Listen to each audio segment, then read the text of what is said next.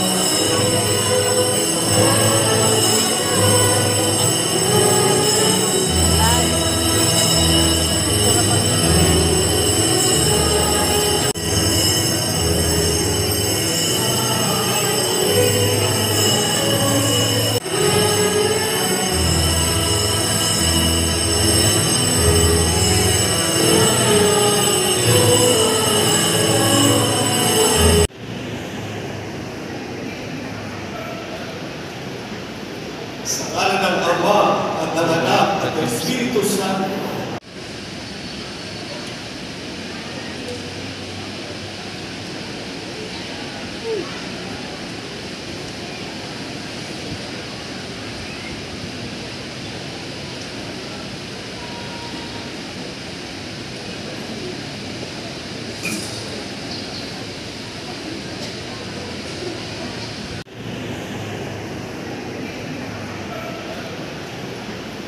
Sa ngalan ng Ama at ng Anak at ng Espiritu Santo.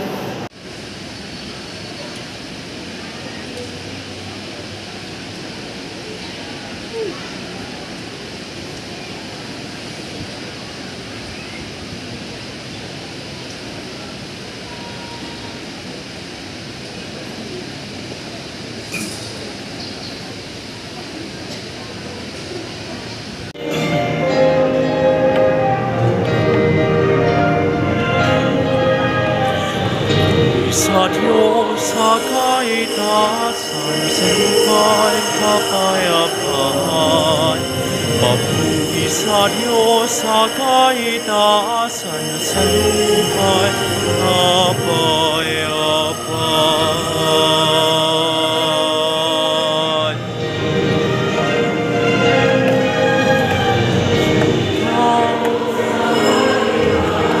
Sa lupa'y kapayapaan, papuri sa Diyos sa kaitaasan at sa lupa'y kapayapaan.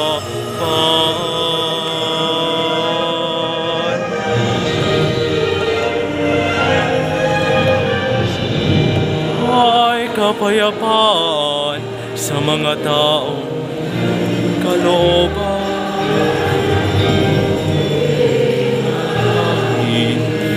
Dinarangal ka namin, sinasamba ka namin, ipinagbubunyi ka namin, sinasamba ka namin sa dagat.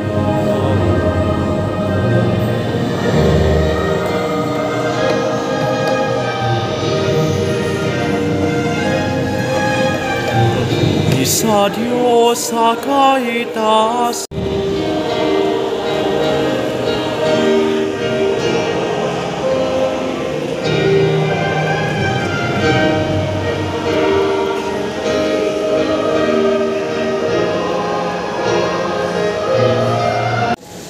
Tinawag siya ng Panginoon at tinanong, "Saan ka naroon?" Natakot po ako nang marinig ko kayong nasa hardin. Nagtago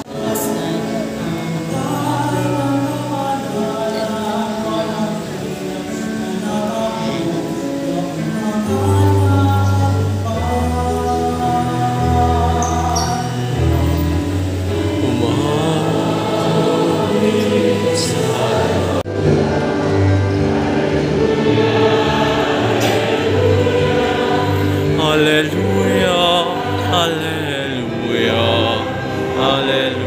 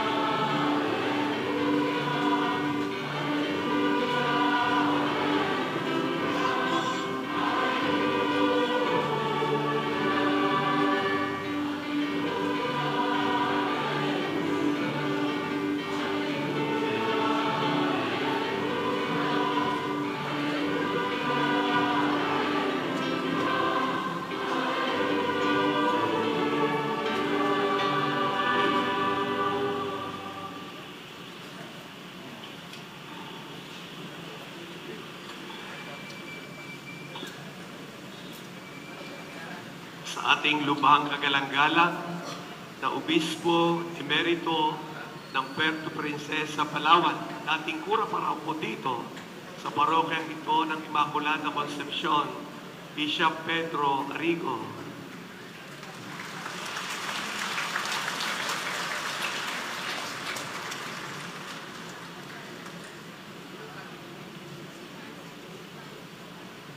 Ating Vicario General ng Diocese, Adoroel Castañeda, mga Episcopal Vicars na narito, mga Vicars Foreign, sa ating Episcopal Vicar at Kura Paroko ng parokya na ito, Father Oji Baas. Kayong lahat, minamahal ng mga kapatid na pari na kaisa sa pagdiriwang, sa ating Vice Mayor, Manggubat at mga lingkod sa pamahalaan, sa mga hermana ng kapiyastahan, sa inyo pong lahat, minamahal ng mga kapatid sa ating Panginoong Jesus. Bago ko po puntahan ang mga pagbasa sa pagninilay, maganda hong sabihin ko sa inyo na ang araw na ito, December 8, ay hindi lamang kapiyastahan ng Dasmariñas, kapiyastahan ng buong Pilipinas. Dahil ang Immaculada Concepcion ay patroness of the Philippines. Kaya po ngayon ay holiday. Dapat tayo ay magpasalamat.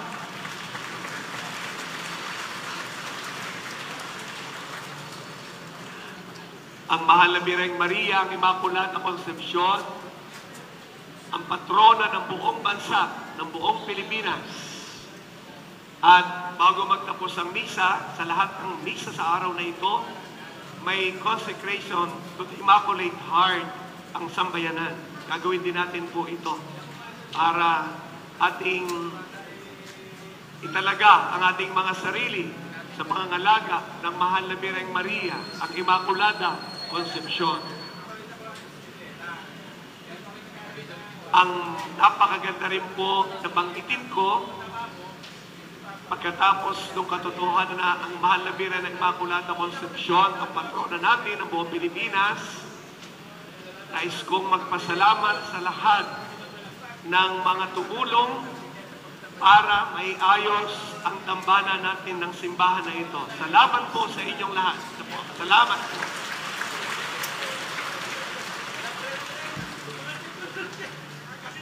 Ang pagsasaayos po ng dambana na ito ay dumaan sa approval o pagsang-ayon ng buong diocese, lalo na ng Presbyteral Council ng Diocese of Imus.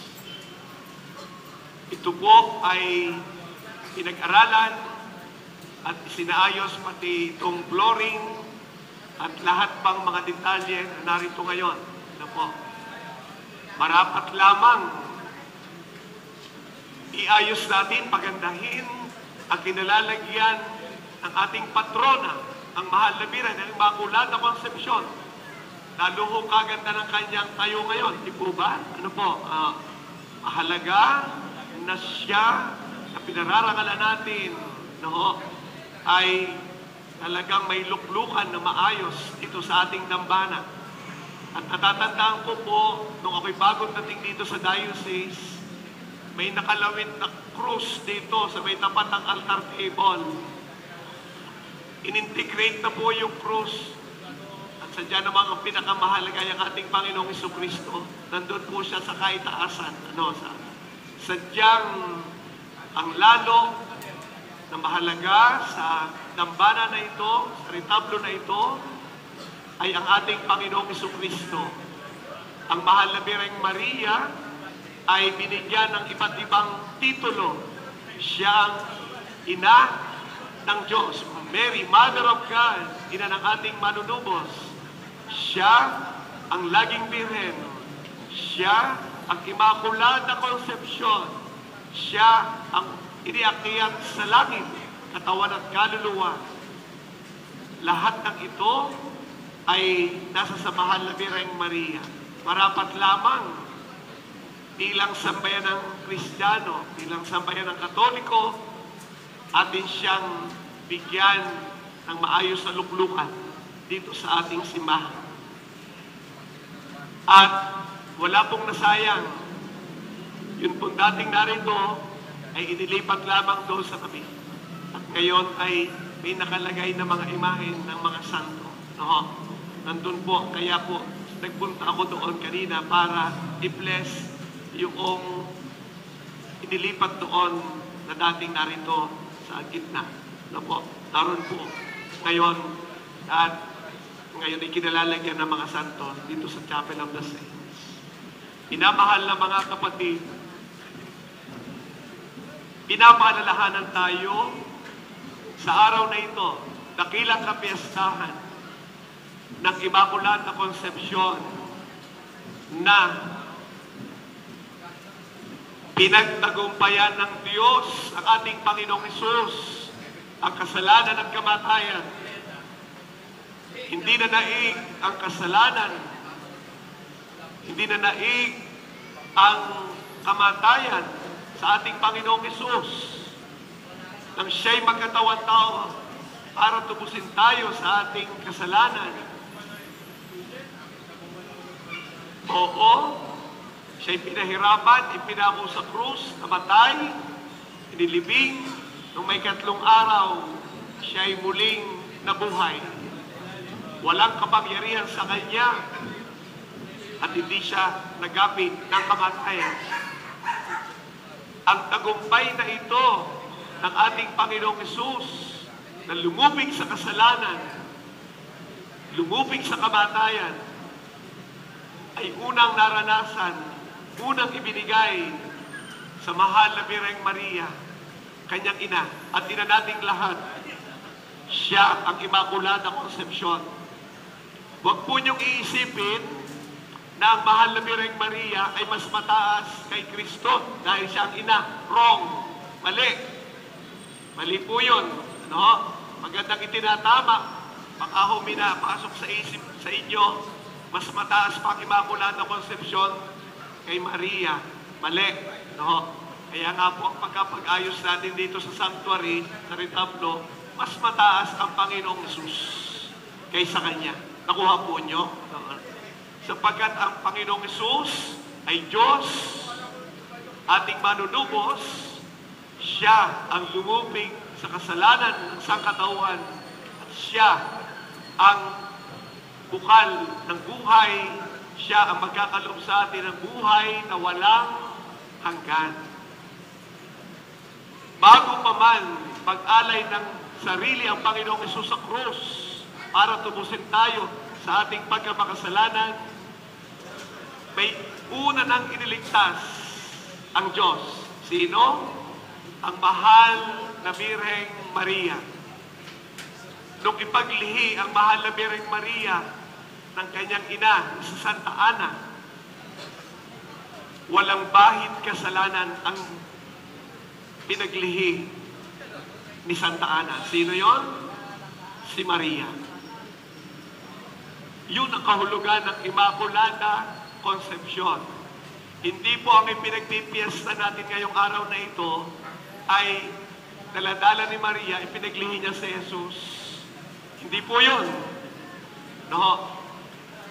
Nung kanyang ipaglihi ang Panginoong Hesus, March 25 po yun sa Annunciation. December 8 po ngayon, nakuha po nyo.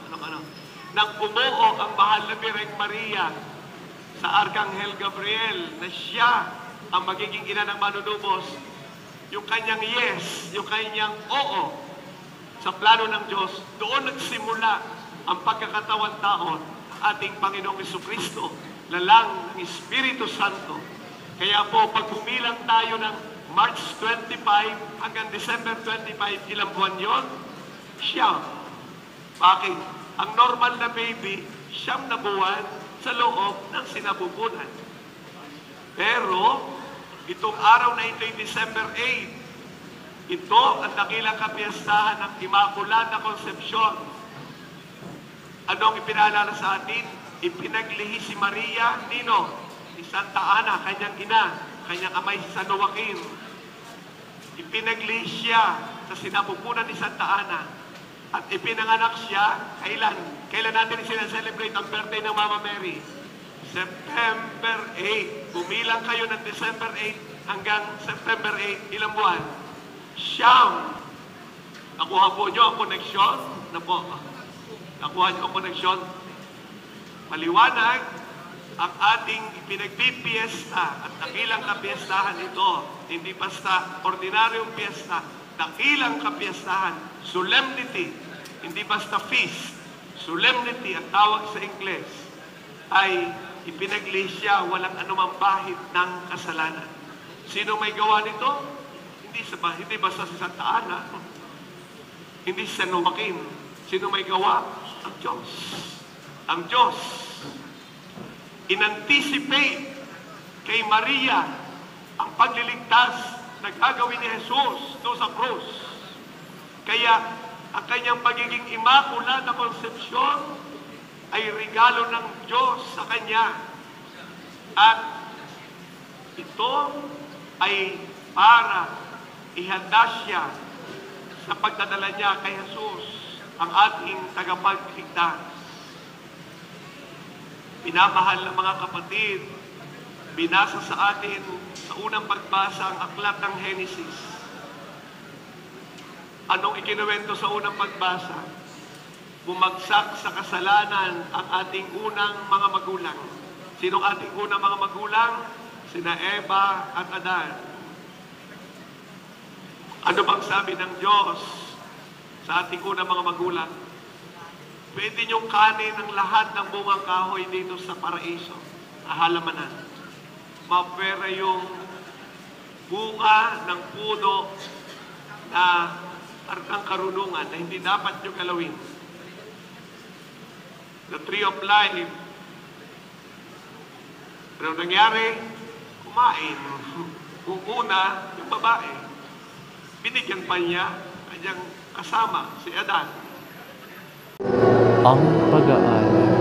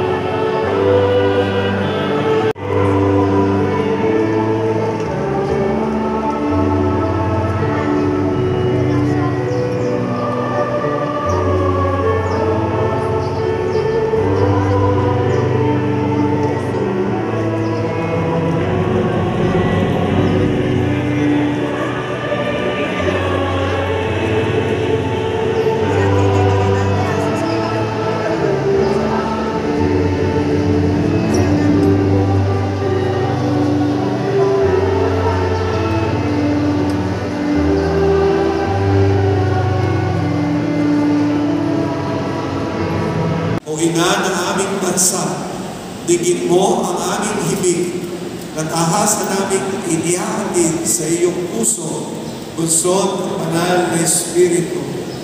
Yapusin mo ng may pagmamahal ng ina at lingkod ng Panginoon ang aming sambayanan at bansa, na ngayon ay pinagkamatiwala at itinatalaga namin sa iyo.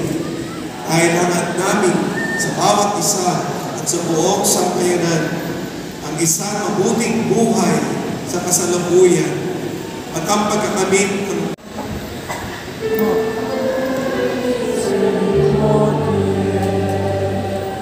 Vita dulcedo, espes nostra salve, ad te clamamus, exule Spiritu, te suspiramus,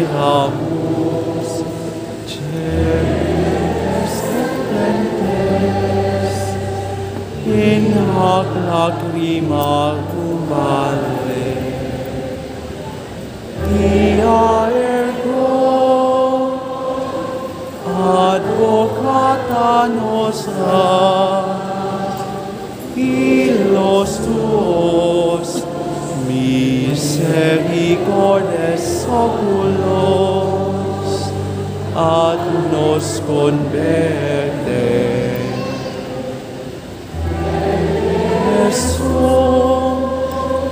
Benedictum fructum ventris tui, nobis pos hoc exilium ostende.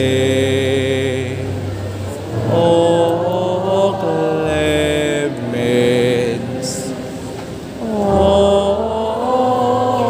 pia, o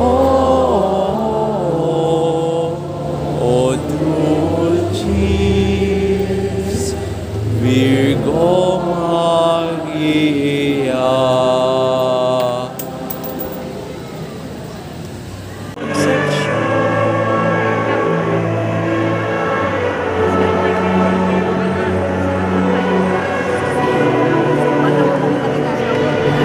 Babago ng ang makabagong retablo ng Immaculada Concepcion ng Dasmariñas, Cavite. Dito yan sa may bayan, guys. So bago ang ating altar o ang retablo na kinalalagyan rin ng patrona ng Dasmariñas, Cavite, ang Immaculada Concepcion. Ang mga nasa gilid niya ay ang kanyang ina at ang kanyang ama, si Santa Ana at si San Joaquin. At nasa gitna ang Immaculada Concepcion. So guys, nagmamadali si Bishop pero nakapag-picture naman tayo. So ayan ang Immaculada Concepcion, ang napakagandang imahen ng Immaculada Concepcion. So ang simbahang ito ay ika 156 years na.